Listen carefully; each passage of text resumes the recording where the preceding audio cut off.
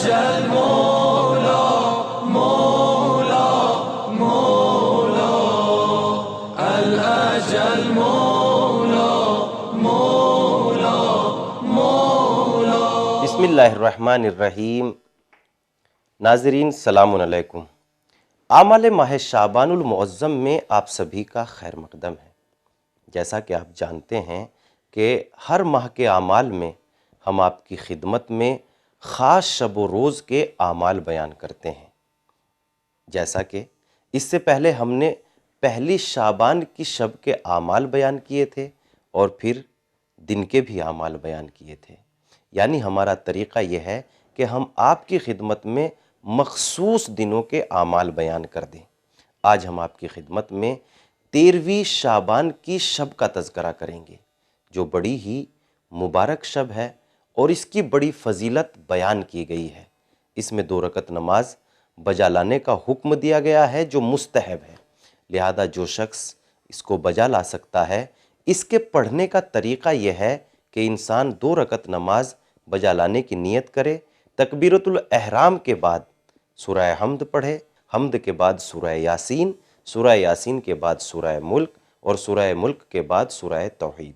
سورہ پڑھنے کے بعد رکوع میں جائے، رکوع کے بعد دونوں سجدے بجا لائے، سجدے بجا لانے کے بعد دوسری رکعت کے لیے پھر کھڑا ہو جائے، اور پھر اسی طریقے سے یعنی سورہ حمد، حمد کے بعد سورہ یاسین، سورہ یاسین کے بعد سورہ ملک اور سورہ ملک کے بعد سورہ توحید۔ یہ تینوں سورے پڑھنے کے بعد قنوت پڑھے اور قنوت پڑھنے کے بعد رکوع و سجود بجا لائے اور تشہد و سلام پڑھ کر نماز تمام کر دیں۔ اس نماز کے پڑھنے کا بے حد ثواب ہے۔ یہاں تک کہ روایت میں آیا ہے کہ جو شخص اس نماز کو بجا لائے، پروردگار عالم اللہ کے شریک ٹھہرانے کے علاوہ اس کے تمام گناہوں کو معاف کر دے گا۔ اسی طریقے سے 15ویں شعبان کی شب بھی بڑی ہی مبارک شب ہے۔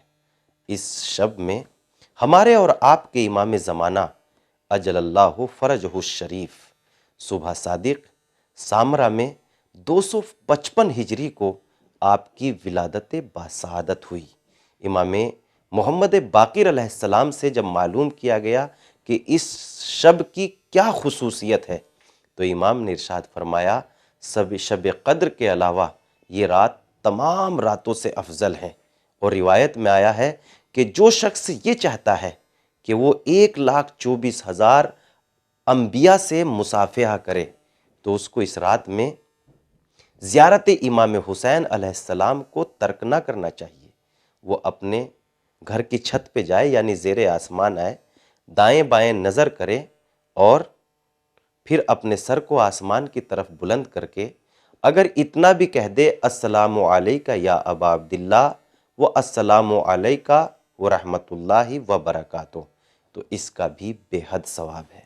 اس شب میں غسل کرنا چاہیے اور اپنے آپ کو نماز و عبادت اور استغفار کے لیے تیار رکھنا چاہیے، کرنی چاہیے، اور اس کے علاوہ ہمیں یہ رات جاگ کر گزارنی چاہیے۔ اس شب میں اور بھی اعمال ہیں جو مفاتیح الجنان کے 228 پیج پر درج ہیں۔ اس کے علاوہ 15 شعبان المعظم کا دن بھی بڑا ہی عظمتوں کا دن ہے۔ یہ روز تو وہ ہے جس دن امام زمانہ اجل اللہ فرجہ الشریف سامرہ میں متولد ہوئے، پیدا ہوئے۔ اس روز کے اعمال میں مستحب ہے کہ امام زمانہ اجل اللہ فرجہ الشریف کی زیارت پڑھے، اور زیارت پڑھنے کے بعد ہم امام زمانہ اجل اللہ فرجہ الشریف کے ظہور کی دعا کریں۔ پروردگار عالم انشاءاللہ ہماری دعاؤں کو ضرور قبول فرمائے گا۔ ایک روز ظلم و ستم تو نیست و نابود ہو ہی جائے گا اور عدل و انصاف کا بول بالا ہوگا۔